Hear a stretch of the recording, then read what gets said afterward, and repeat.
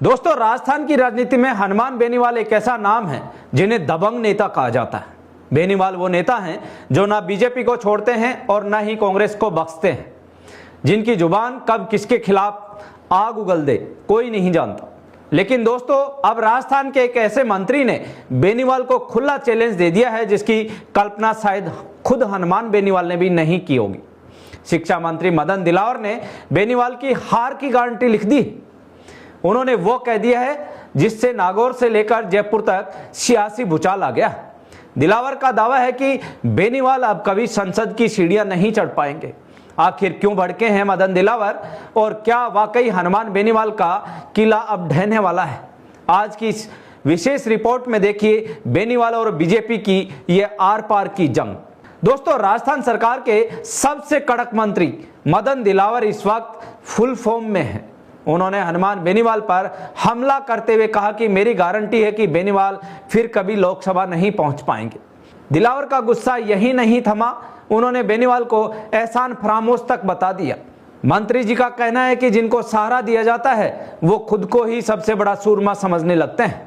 याद दिलाते हुए दिलावर बोले कि कभी बीजेपी ने बेनीवाल को कंधा देकर संसद पहुंचाया था, लेकिन सांसद बनते ही हनुमान बेनीवाल ने बीजेपी को ही आंखें दिखाना शुरू कर दिया। फिर कांग्रेस का हाथ थामा, अब उन्हें भी छोड़ रहे हैं। दिलावर का सीधा आरोप है कि बेनीवाल ने अपनी विश्वसनीयता खो दी है और अब जनता उन्हें सबक सिखाकर रहेगी। ये सवाल है कि बीजेपी अचानक बेनीवाल पर इतनी मेहरबान क्यों है? असल में हनुमान बेनीवाल की पहचान राजस्थान के सबसे बड़े जाट नेता के तौर पर होती है और बीजेपी जानती है कि अगर बेनीवाल और बीजेपी के रिश्ते बिगड़े तो वो जाट वोट बैंक बेनीवाल की तरफ शिफ्ट हो सकता है, जिससे सीधे तौर पर कांग्रेस को नुकसान होगा। लेकिन बेनीवाल का स्टाइल अलग है। वो किंग मेकर बनने का सपना देख रहे हैं, इसलिए उनके लिए कांग्रेस नंबर 1 है तो बीजेपी नंबर 2। हाल ही में खींवसर उपचुनाव में बीजेपी के रेवंत राम डांगा ने बेनीवाल की पत्नी कनिका बेनीवाल को हराया तो यह जंग और भी व्यक्तिगत हो गई।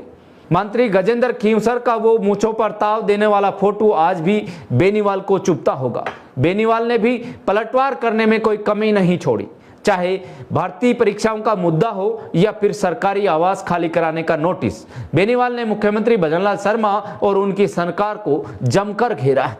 युवाओं के बीच बेनीवाल का क्रेज आज भी बरकरार है और यही बात बीजेपी और कांग्रेस दोनों की नींद उड़ाए हुए है। बेनीवाल ने साफ कर दिया है कि वो दबने वाले नेता नहीं हैं, लेकिन मदन दिलावर ने जो हार की गारंटी दी है उसने मुकाबले को बेहद दिलचस्प बना दिया है। क्या